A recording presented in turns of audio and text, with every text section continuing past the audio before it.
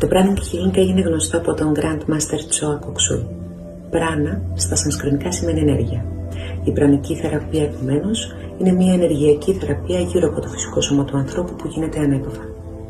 Στις θεραπείες αυτές ελέγχονται τα ενεργειακά κέντρα γνωστά ως τσάκρας, τα οποία ευθύνονται για την πνευματική, συναισθηματική και φυσική κατάσταση του ανθρώπινου σώματος. Η ποιότητα των σκέψεών μας, η παλέτα των συναισθημάτων μας, επηρεάζει τα κέντρα αυτά δημιουργώντας ενεργειακή συμφόρηση. Με τις θεραπείες, επομένως, εξασφαλίζεται ένα υγιέστερο φυσικό σώμα.